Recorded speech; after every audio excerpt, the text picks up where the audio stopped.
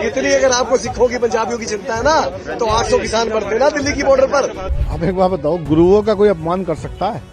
गुरुओं का अपमान एलओपी ने नहीं किया, गुरुओं का अपमान ये भाजपा के नेता कर रहे हैं। देखो, जिन्होंने मुगलों का, ब्रिटिश सरकार का, तानाशाही का दौर नहीं देखा, जिन्होंने मिस कर दिया, वो आज का ये बीजेपी सरकार का तानाशाही का दौर देख सकते हैं। कुछ देर पहले मैं और मेरे 2 अन्य विधायक साथी विधानसभा में जा रहे थे, अपने कार्यालय तक ही हमको जाना था, तो पुलिस में एकदम अफरा तफरी मच गई, बैरिकेडिंग फेंक दो आगे, पता नहीं कौन आगे विधानसभा पे क्या हमला होने वाला है। तीनों चुने हुए विधायक हैं, कई बार के चुने हुए विधायक हैं, पर इनके पास कोई ऑर्डर नहीं है हमारे को रोकने को लेकर। अंदर विधानसभा के जो चल रहा है, अंदर विधानसभा के ये चल रहा है कि मुख्यमंत्री साहिबा कह रही हैं कि शहीद आजम भगत सिंह जी ने ब्रिटिश हुकूमत के खिलाफ नहीं, कांग्रेस के खिलाफ जंग लड़ी थी। ये मुख्यमंत्री का ऐतिहासिक ज्ञान है। तो ये सुनकर तो शहीद आजम भगत सिंह जी की आत्मा भी रो पड़ी होगी। मुझे लगता था आज वो माफी मांगेगी मुख्यमंत्री साहिबा कि चलो जी मेरी जानकारी कम है, या चलो मेरी टंग स्लिप हो गई, कुछ तो बोलेंगी।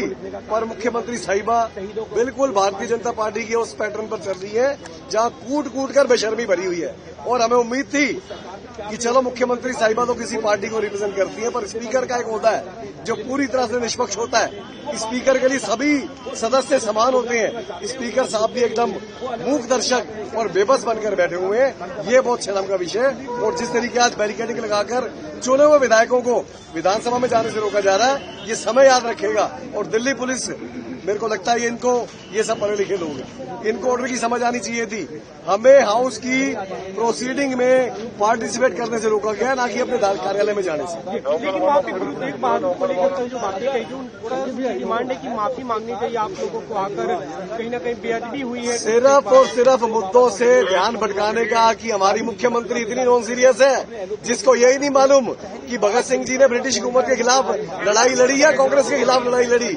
ऐसी नॉन सीरियस मुख्यमंत्री के बयानों से ध्यान भटकाने की उलझुल बयान दिए जा रहे हैं। इतनी अगर आपको सिखों की पंजाबियों की चिंता है ना, तो 800 किसान मरते ना दिल्ली की बॉर्डर पर प्रोटेस्ट करते हुए भारतीय जनता पार्टी के खिलाफ। अब एक बात बताओ, गुरुओं का कोई अपमान कर सकता है? गुरुओं का अपमान एलओपी ने नहीं किया, गुरुओं का अपमान ये भाजपा के नेता कर रहे हैं। ये झूठे इल्जाम लगा के गुरुओं का अपमान कर रहे हैं। एलओपी ने कोई ऐसे शब्द नहीं कहा, कोई ऐसी बात नहीं हुई। पूरा विपक्ष शांति से उस डिबेट को सुन रहा था। जब डिबेट खत्म हो गई थी गुरु तेग बहादुर जी के ऊपर, जब वो डिबेट थी, जब वो खत्म हो गई थी, उसके बाद उपराज्यपाल के अभिभाषण पर चर्चा होनी थी। उसको लेके बात हो रही थी कि पहले पोल्यूशन की आप बात कर लो। ये पोल्यूशन पर चर्चा करना नहीं चाहते, बार बार ये यही मुद्दा लेके, क्योंकि पोल्यूशन से बचना है, पोल्यूशन पर चर्चा नहीं कर सकते, इन पर कोई जवाब नहीं है, इसलिए इन्होंने मुद्दे को डाइवर्ट करके गुरु तेग बहादुर जी के लेके इन्होंने मुद्दा बनाया। जबकि बाद वो खत्म हो चुका था मामला, उसके बाद अभिभाषण पर चर्चा हो रही थी।